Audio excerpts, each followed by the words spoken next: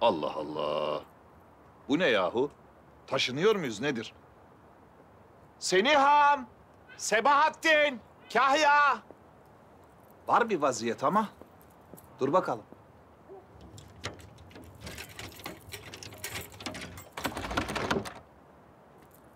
Allah Allah. Yahu ikisi de açmıyor. Yanlış anahtar mı? Seniham. Seniham. Seniham. Ha! Seniham. Seniham. Seniham. Buradayım. Seniham. Ha. Yahu Seniham neredeydin yahu? Vallahi billahi kendimi bir kabusun içine düşmüş gibi hissettim. Yani kilit değişmiş. Eşyalar kapının önüne atılmış. Vallahi billahi çok korktum. Yaklaşma, yaklaşma. İçeri giremezsin Mahmut. Neden ki Seniham? Beni tanımadın mı? Ben senin kocanım be, Mahmut Paşa. Dur! Bunca yıldır seni tanımamışım demek Mahmut. Bana ihanet ettiğini öğrendim. Kimden öğrendin? Bak, sen de itiraf ediyorsun. Neyi itiraf ediyorum Seniham? Olmayan bir şeyi ben nasıl itiraf edeyim? Öyle bir şey yok ki. Sadece kimden öğrendin diye sordum. Herkesin dilinde. Meğer herkes biliyormuş da benden gizliyormuş. Herkesin dilinde mi? Böyle bir şeyi kim, nasıl söyler Seniham? Söyleyeyim. Hüseyin Paşa peşine adam taktırmış. Sen bir kadınla görüşüyormuşsun Mahmut. Bir daha kadın da geldi bana. Haremin işleriyle alakadar olacağına, evvela git kocanla alakadar ol dedi. Demek bütün bu olanlar Hüseyin Paşa'nın başının altından çıkmış. Yahu ben senin üstüne çiçek koklar mıyım? Gül ayaklansa, peşimden gelse, ben dönüp de sana olan sevdamdan o güle bir kere bakar mıyım Seniham? Yapma Allah aşkına, inanma. İnanmadım elbette başta. Lakin dur. Ben de peşine adam taktırdım. Ve o muhafız da aynı şeyleri söyledi. Öyle emin oldum. Sen benim peşime adam mı taktırdın? Evet. Seni kapıya koyup boşamadan evvel emin olmak istedim. Seniham nasıl konuşuyorsun sen Allah aşkına? Doğru. Ben bir kadınla görüştüm. Ama bu kadın benim eski karım Hanife. Eski karımdan sana da söz etmiştim. Seniham yapma Allah aşkına. Kadıncağız kalkmış payitahta gelmiş. Çok büyük bir müşkülün içine düşmüş. Benden yardım istedi. Sus Mahmut, dinlemek istemiyorum. Nasıl yardım etmem? Dinlemek istemiyorum dedim. Aranızda geçenleri bana anlatma. Seniham bir anlatsam hem... Mahmut, duymak istemiyorum. Ya ama anlatmam lazım. Seniham sen beni tuttun sokağa attın. Sen nasıl olursa kalacak bir yer bulursun. Hatta dur, ben sana bir yer buldum. Git eski karının evinde yat. Öyle şey olur mu Seniham? Yapma Allah aşkına. Seniham! Ama haksızlık bu. Seniham!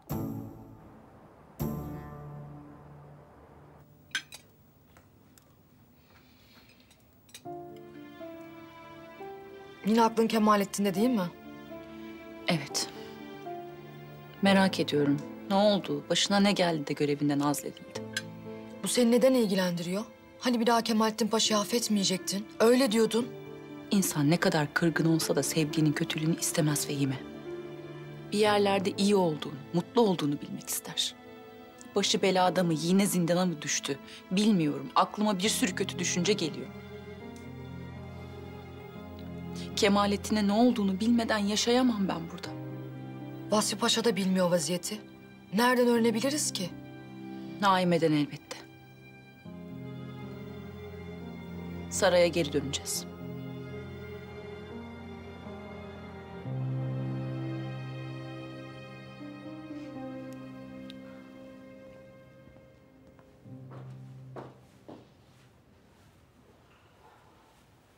Abdülkadir nasıl? İyi mi? Maalesef. Hiçbir değişiklik yok. İyi olacak anneciğim. Merak etme. İnşallah.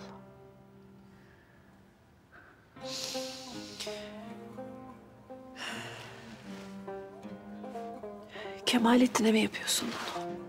Evet. Döndüğünde vereceğim. Babam sana Kemalettin'in vazifesinden bahsetti mi? Hayır Naimeciğim, söylemedi. Lakin Ne vazifeyle gitmiş olursa olsun layıkıyla yapıp geri geleceğinden adım gibi eminim güzel kızım. Allah muvaffak etsin. Amin. Pedro ile birlikte nezarete girdiniz diye duyduk. Nasıl çıktınız dışarı bu kadar çabuk? Pedro'yu içeride tutacak baba yiğit çıkmadı da. 2 kahvesini içirip gönderdiler. Sabah erkenden gönderin ayırdığım malları. Depoda yer kalmadı. Biraz yer açılsın. Sakın yanlış bir şey göndereyim demeyin. Yoksa sizden keserim. Sabah biz gelir başlarında bekleriz. Merak etme. Şerefsizler. Milletten çaldıklarıyla tıka basa doldurmuşlar depoyu. Gariban da aç yatıyor orada. Allah'ın izniyle bu akşam aç yattıkları son akşam olacak.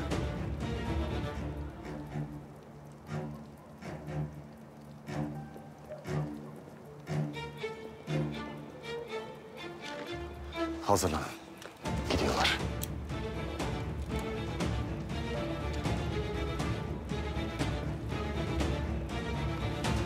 Hadi bismillah.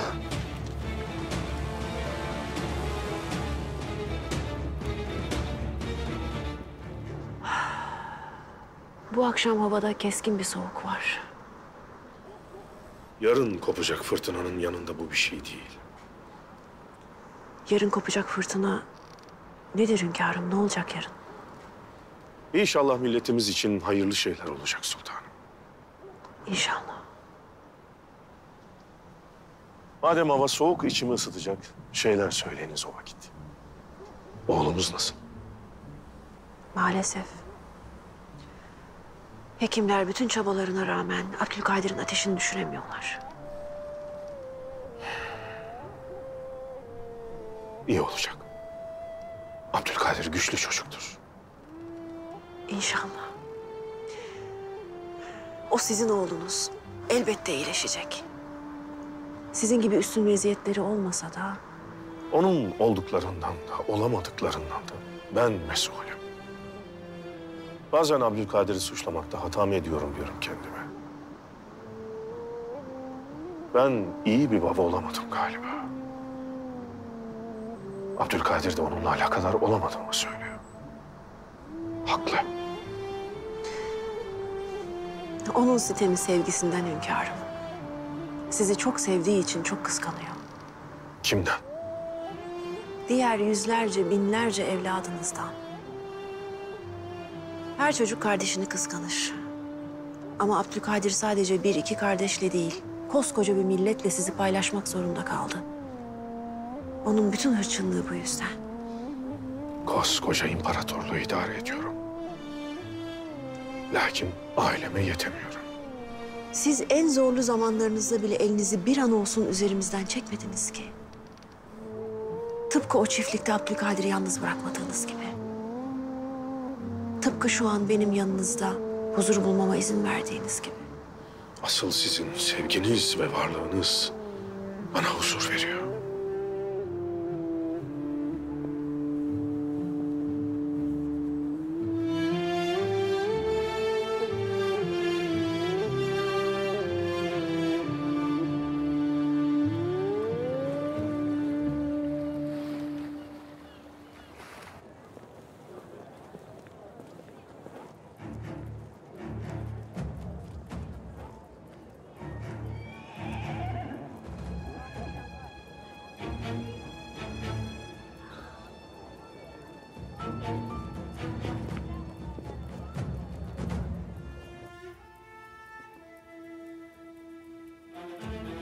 İngiliz sefaretine gideceksin. Orada Parvus namında bir adam var. O adamı alıp bize getireceksin.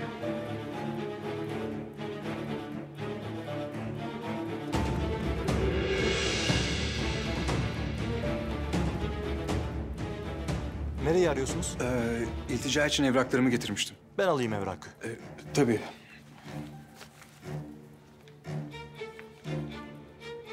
Siz misafirhaneye gidebilirsiniz. Yarına kadar iltica işlemleriniz hallolur. Teşekkürler. Sağ Ben teşekkür ederim.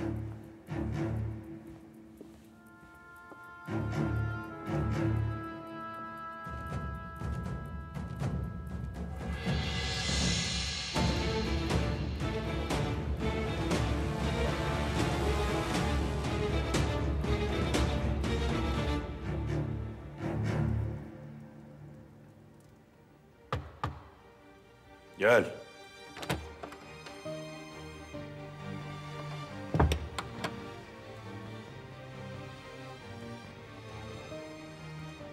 Hazır mı? Emrettiğiniz üzere dar ağacını hazırladık hünkârım. Bize çektirdiklerinin bedelini o kalleş ödeyecek. O genç bu işi halledebilecek mi hünkârım? O genci Ahmet Cevdet Paşa yetiştirmiş. Ahmet Cevdet Paşa alim, askerlerin çözemediği meseleleri çözdü. Nasıl hünkârım? Balkanlarda sıkıntı çıkmıştı paşa. Gençler askere gitmeyi istemiyordu. Asker paşalar gönderdik lakin meseleyi halledemediler. Gençleri asker hizmetine girmeye ikna edemiyorduk. Mesele nasıl çözüldü hünkârım? Şaşarsın paşa. Ben işittiğim vakit şaşırmıştım. İyice meraklandım hünkârım. Cevdet Paşa'yı vali olarak Balkanlara gönderdik. Gençler askere gitmiyorlar. İnançları azalmış. Başlarında bir sürü mesele. Lakin daha çetin bir meseleleri varmış gençlerin. Ki dünya derdi. Büyük dert paşa. Nedir hünkârım? Gençler evlenemiyormuş paşa. Hatun kişi mi kalmamış hünkârım evlenecek? Yok. Kızlar da istiyormuş sevdikleriyle evlenmeyi. Lakin düğün adetleri o kadar çetin ki evlenebilmek için para biriktiriyor. Parayı düğünde harcıyor, sonrası parasızlık. Hepsi evlilikten korkar olmuş. Cevdet Paşa ne yapmış? Askere alınmakla ne alakası var bu mevzunun? İşte sizin kuramadığınız alakayı Cevdet Paşa kurmuş. Kızlarla anlaşmış. Cevdet Paşa bir emir çıkaracak, düğünleri yasak edecekmiş. Böylece erkekler evlenmekten korkmayacakmış. Ama kızlardan da bir şey istemiş. Eğer evlenmek istiyorlarsa çeşme başında Yeşilli türküsünü söyleyeceklermiş. Yeşilli türküsü. O türkü askeri anlatır paşa. Osmanlı askerinin giydiği yeşil üniformayı. Kızlar bu yeşil üniformaya türkü yakınca erkekler de askerlik kıymetli şey. Kızlar bile itibar ediyor deyip doğruca hükümet konağına gelip askere yazılmışlar. Böylece rahmetli Ahmet Cevdet Paşa hem askerlik meselesini çözmüş hem de evlilik meselesini. Vay ki ne vay. İlmi siyaset. Ahmet Cevdet Paşa bize çok şey öğretti paşa. O gence de öğretmiştir. O gencin ustası sağlam. Parvus'u bize getirecektir.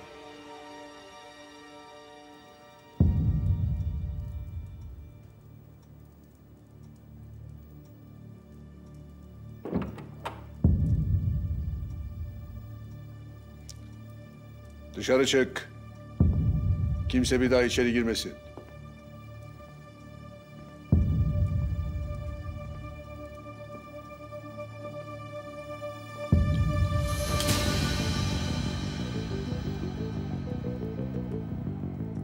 Kalk. Gidiyoruz.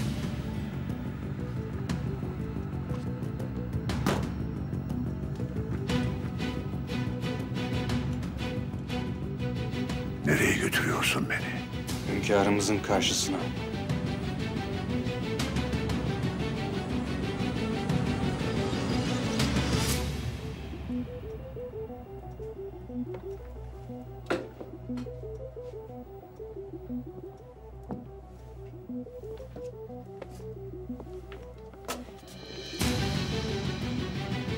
İndir o silahını. Yoksa beynini dağıtırım. Söyle çekilsin. İndir silahını Vladimir. Sultan Abdülhamit bizi istemiş. İmparatorların dediğini yapmazsak çok kızarlar.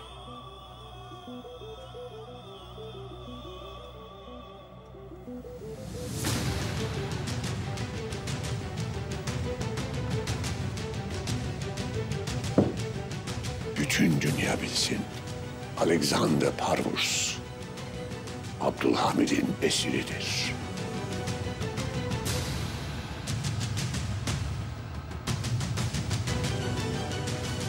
Bekle beni Vladimir. Abdülhamid'i en büyük düşmanını saraya soktuğuna pişman edici. Çekil. Çekil!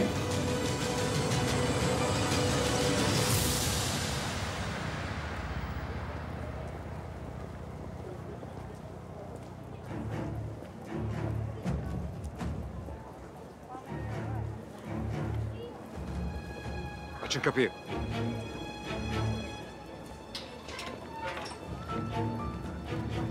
İçeri girin.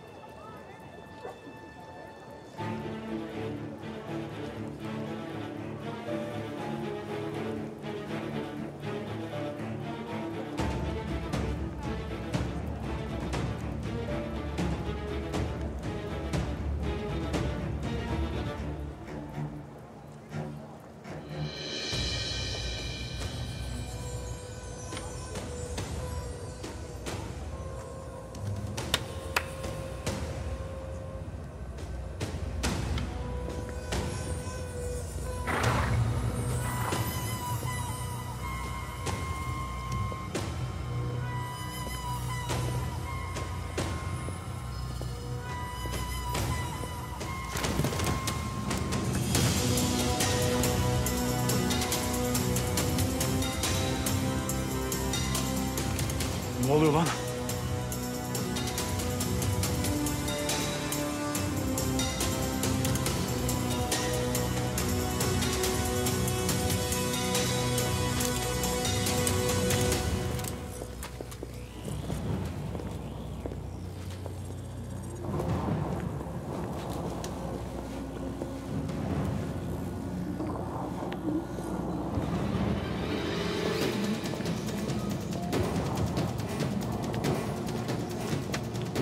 Nerede lan bu adam?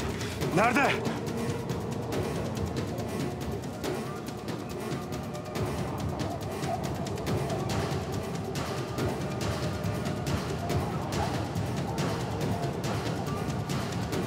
Bıçaklanmış.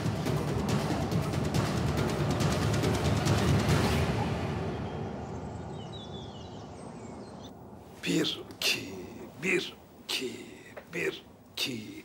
Allah, Allah, Allah. Böyle sabaha kadar koltuğun tepesinde uyuyunca her tarafım tutulmuş yahu. Ah Hüseyin Paşa, ah. Nereden de peşime adam takmış. Bir, iki, bir, iki, bir. Mühimmat tedarikiyle alakalı listeyi getirmiştim. Lakin müsait değilsiniz galiba. Müsaitiz. Gece iyi uyuyamadınız mı?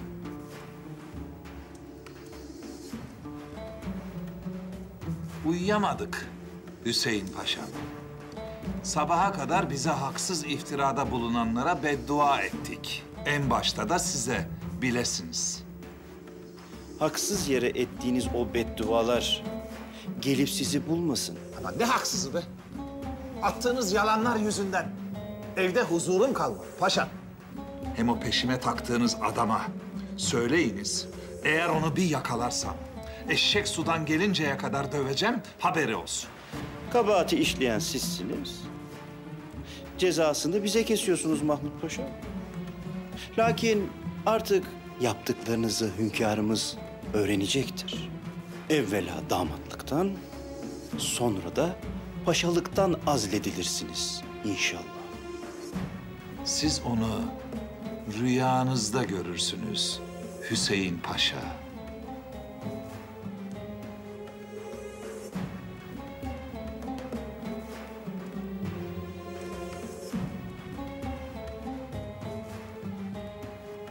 Şom ağızlı mendebur, sinsi paşa.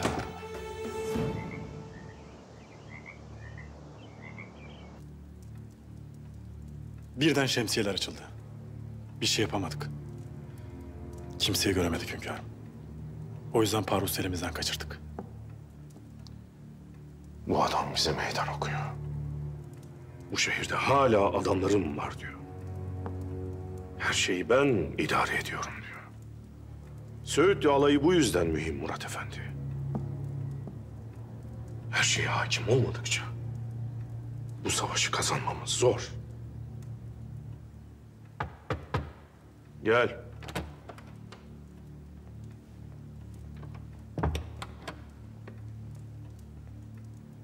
Hünkârım. Söyle paşa. Beklediğimiz kişi geldi. Alın içeri.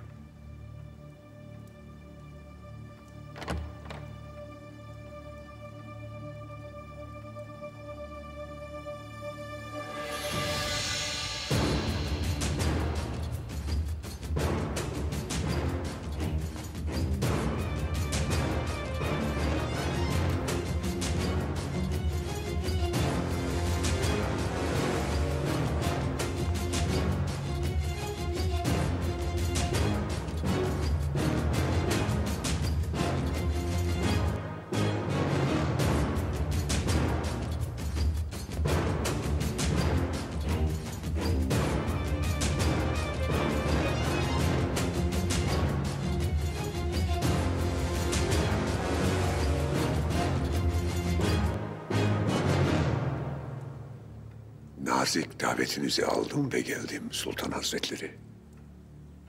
İdris için üzüldüm. Adını onu bıçakladıkları zaman öğrendim. Beni çağırmanız yeterdi gelmem için. Onca tertibe gerek yoktu. Teslim olun Sultan Abdülhamit Han Hazretleri. Dediklerimizi yapın. Devletinizin başında kalın. Sizden tek istediğimiz... Bizden tek istediğiniz sömürülmemize izin vermemiz. Tüm dünya devletlerini sırtına bindiğiniz gibi Türklerin de sırtına binmek istersiniz. Türkleri sömürmek istersiniz. Barbaros Efendi, ben bu devletin başında olduğum müddetçe milletimin hakkını çalamayacaksınız. Tarihimizi karartamayacak, namusumuza dokunamayacaksınız. Dinimizin izzetini size ezdirtmem. O halde ikimizden birisi yenilene kadar savaşacağız. Biz sonuna kadar mücadele ederiz.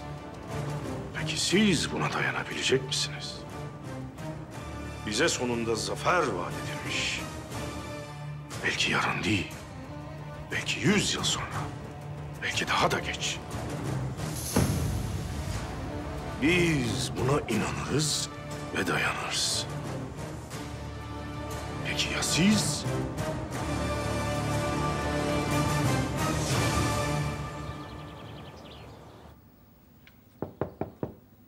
Gel.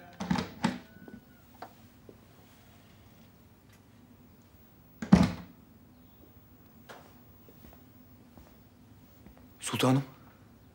Hayırdır? Canınızı sıkan bir vaziyet olmamıştır umarım. Dünden beri olmadı. Lakin kardeşimle birlikte daha fazla burada kalamayacağımıza kanaat getirdik. Hakkınız var. Tehlike arz eden bir vaziyet içinde bulunmanızı ben de istemem. Müsterih olun. Geri dönmeniz için gerekli hazırlıklar derhal yapılacak. Âlâ.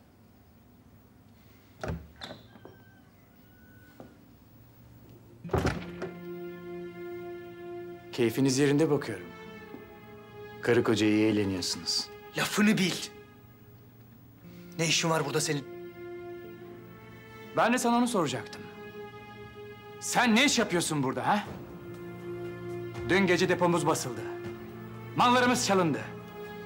Vazifeni yap ve hırsızları yakalat. O mallar size ait değil. Halkın. Kim aldıysa ellerine sağlık.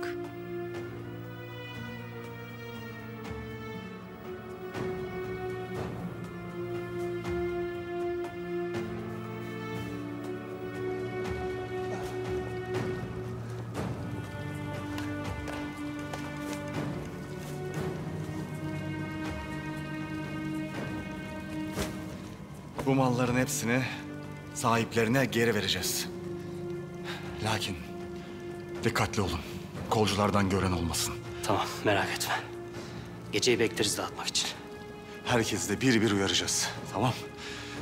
Sağda solda malların geri geldiğini söylemesinler. Zira söylediğim gibi kolcular duyarsa geri alır ellerinden. Hadi bakalım. Kalanları da getirelim. Hadi.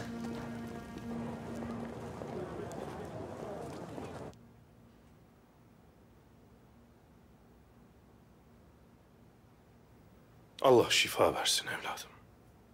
Yapamadım. Ne olduğunu anlamadım. Birden ortalık karardı. Birisi beni bıçakladı. Neyse ki vaziyetin iyi. Hekimlerle konuştum. Bütün bunlar size attığım iftiraların bedeli. Hakkınızı helal edin Şevketlim. Helal olsun evladım. Helal olsun. Keşke herkes senin gibi hamiyetli olsa. Hatasını görüp kabul etse. O zaman hepsine hakkımız helal olur.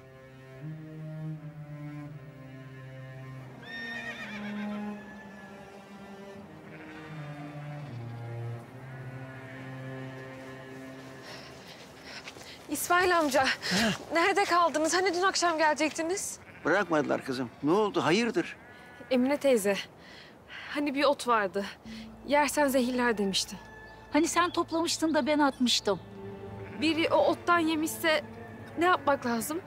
Az yediyse bir şey olmaz. Sadece ateşi çıkar. Ama çok yediyse tedavi olması gerekir. Biri mi hasta? Abdülkadir mi yoksa?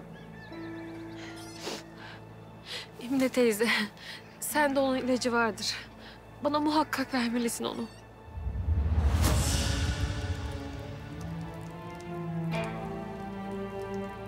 Kızım ne koydun sen yemeğin içine öyle? Hiç. Tat versin diye taze kekik attım. Onu sen hasta ettin. Sen hasta ettin onu. Topladığım otların arasına karışmış olmalı yanlışlıkla. Yoksa ben bilerek Abdülkadir'i hasta eder miyim hiç? Görmüyor musun halimi? Yalvarırım yardım et. O ölürse ben yaşayamam.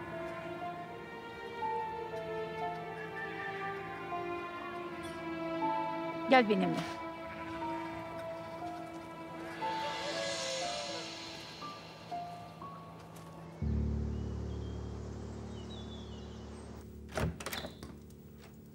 Ha! Sebahattin. Gel evladım gel. Gel bir öpeyim. Oh! Oh! Canım evladım benim. Geç otur, geç otur, geç. Annen mi gönderdi seni? Anladı bana haksızlık ettiğini tabii. Seniham af dilemek için çağırıyor değil mi? Esas senin af dilemen gerekmiyor mu pederim? Ne yani Sebahattin? Hala ona ihanet ettiğimi mi düşünüyor? Etmedim mi? Haşa. Evladım, ben senin annenden başka herhangi bir dişi mahlukata dönüp bakmam bile evladım. Beni bilmiyor musun? Bildiğim için soruyorum ya. Evladım, bu fitneyi çıkartan Hüseyin Paşa'ymış.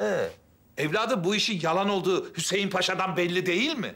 Validem kendi de tetkik ettirmiş pederim. Bir kadının evine girerken görülmüşsün. Sen kendin de kabul etmişsin zaten. Eski karınmış. O iş zannettiğiniz gibi değil. Yahu kadıncağızın büyük bir müşkülü varmış. Benden yardım istedi. Ne yani hayır mı deseydim? Validem çok kararlı vallahi. Boşayacakmış seni.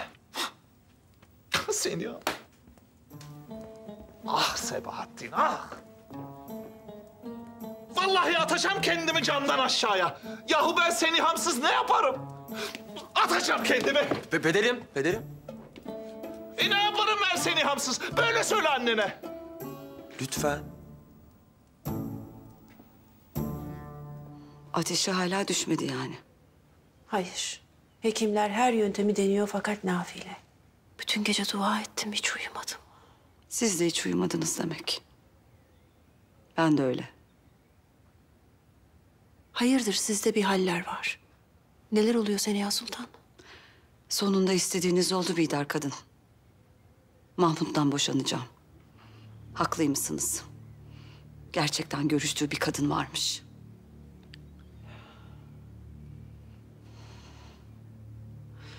Çok üzgünüm. Ben Böyle olmasını istemezdim. Size inanmazsam bana gönül koymazsınız herhalde. Mahmut'u günahınız kadar sevmediğiniz malum. Üstelik Mahmut gözden düşünce abiniz Hüseyin Paşa göze girmek için fırsat yakalayacak demektir. Seniha Sultan. Ne abim ne de ben. Sizin yuvanızın yıkılmasından mutlu olacak insanlar değiliz biz. Tabii, eminim değilsinizdir. Hünkârımıza söyleyecek misiniz? Abime söylemek için pek de münasip bir vakit değil. Dışarıda ortalık hala yatışmadı. Bir yandan Abdülkadir de hasta. Bir de kendi meselemle abimin canını sıkmak istemem. Lakin en yakın zamanda öğrenecek elbette. Zira bir an evvel boşanmak istiyorum.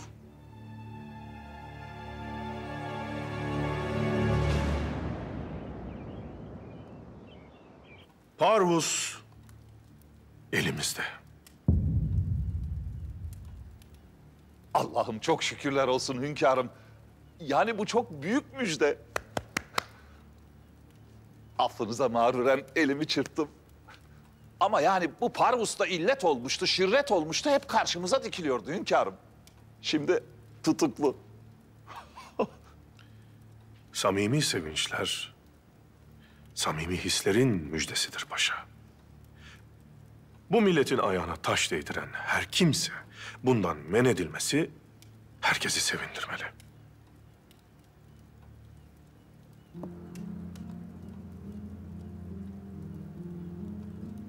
Parvus'un şehirde adamları var.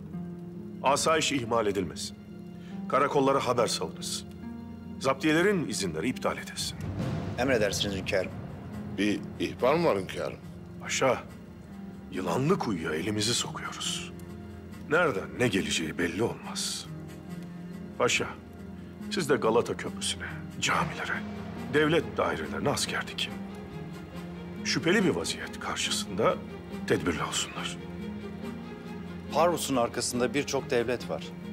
Tetikte olmamız anlaşılır. Lakin bu hep böyle sürecek midir? Parvus için üzerimize geleceklerdir. Biz hesabı kestiğimiz vakit kavga bitecek. Gel.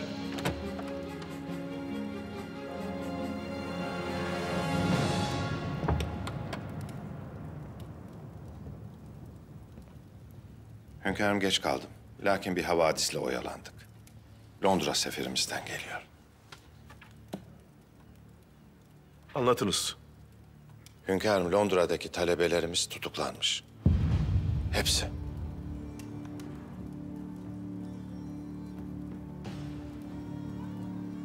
Sebep? Herhangi bir sebep sunmuyorlar. Sebebi belli. Parvus. İlk hamlelerini yaptılar. Biz keskin kılıcımızı çektik.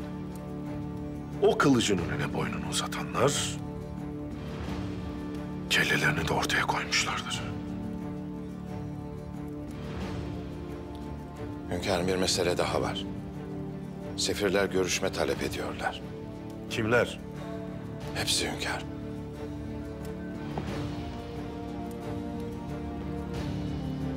Gelsinler.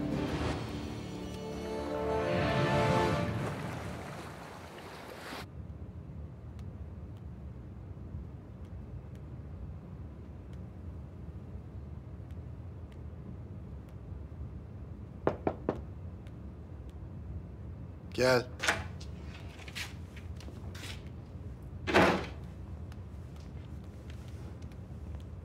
Majesteleri, bir telgraf geldi. Kimden? Kraliçeden. Oku. Büyük Britanya ve İrlanda'nın kraliçesi, Hindistan'ın imparatoriçesi, Kraliçe Victoria'dan biricik kızım Prenses Victoria'nın oğlu Wilhelm'e. Kraliçe bizi köşeye sıkıştırmış olmalı ki bana kızının oğlu olarak hitap ediyor. Devam et. Britanya tarihinin en pahalı savaşına girdiği sırada Boer halkının yanında olmanız ne benim ne de hükümetimizin unutacağı bir mesele değildir. Ama Osmanlı Devleti'nin elinde olan Alexander Parvus'un bırakılması için dostunuz Abdülhamit'ten ricacı olmanızı arzu ediyoruz. İsteğimizi yerine getirin ki kötü hatıralarımızı unutalım. Alexander Parvus bırakılana kadar ilişkilerinizi askıya alın. Hayaliniz olan, donanma için gerekli olan motorları almak istiyorsanız bunu yapacağınızdan eminim. Yanılmamışım. Kraliçe bizi iyi sıkıştırmış. Majesteleri, ne yapacağız? İngilizlerin yaptığını yapacağız. İkiyüzlü siyaset.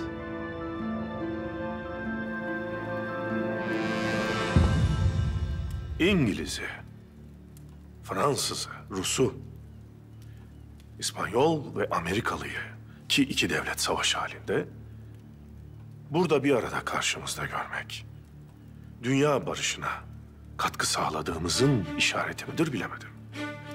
Papa'nın da hususi temsilci göndermesi meselenin ciddi olduğunu anlatıyor. İngilizler Fransızlarla yıllarca savaştı. Ruslar İngilizlerle. Amerikalılar İspanyollarla hala savaşıyor. Lakin bizim karşımıza birlikte çıkıyorsunuz. Teker teker gelin diyeceğim. Lakin karakterinizde yok. Bu kadar mühim devletlerin saygı duyduğu birisini esir etmenizin nedenini anlamak için buradayız. Sizlerin ona neden saygı duyduğunuzu öğrenebilir miyim? Alexander Parvus, Ruslar için kıymetli bir fikir adamıdır. Bizim içinse iyi bir ekonomi adamı. Fransız şirketlerin kredi meselelerini halleden kıymetli biri. Bizim için... Bir orta elçi olarak Amerikalıların diğer devletlerin sefirlerinin yanında gelmesini kabul edebiliriz. Lakin konuşmasını kabul etmeyiz. İngiliz sefir, Parvus Efendi sizin için de kıymetli bir başajan olmalı. Çünkü asli mesleği bu. Lakin biriniz alim diyor, bir diğeriniz tüccar. Papa Hazretlerine sorsak belki aziz ilan edecek Parvus'u. Lakin onun bildiğim tek hususiyeti var. Eli kanlı bir katil. Parvus Efendi'nin sizin için ne olduğu önemli değil. Bizim krallarımız, kraliçelerimiz, hükümetlerimiz Parvus Efendi'nin derhal salıverilmesini istiyor. Yoksa... Burada, benim karşımda tehdit manası çıkacak bir laf etmeyiniz. Bizi tehdit edebileceğiniz en büyük şey ölümdür. Biz de şehadete koşarak gidenlerdeniz. Yani bizi tehdit edebileceğiniz bir şey yok. Çıkın. Siz ölümden korkmuyor olabilirsiniz. Ama sevdiklerinizin sizin için ölmesinden korkarsınız. Çünkü merhametlisiniz. Biz de bunu biliyoruz. Çıkın dedim.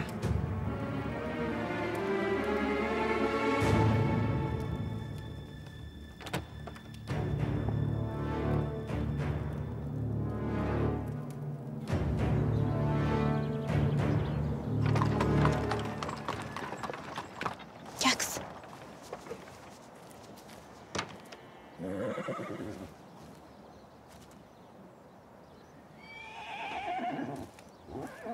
Hoş geldiniz sultanım. Buyurun oturun lütfen. Oturmayalım. Payitahta geri dönüyoruz. Gitmeden önce Melik Hatice'mizi bir ziyaret edelim dedik.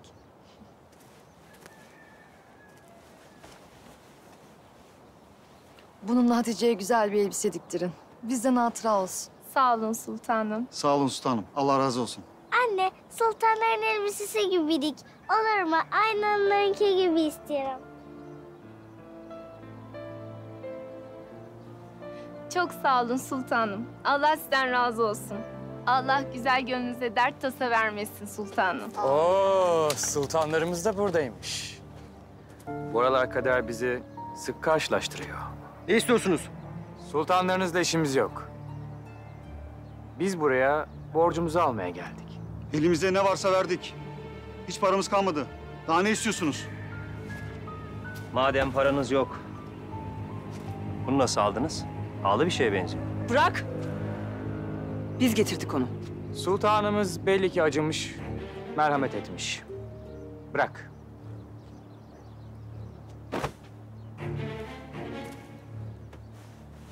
Biz de ondan ibret alıp bugünkü tahsilatımızı erteleyelim. Ama sonra, yarın borcumuzu faiziyle alacağız. Haberiniz olsun.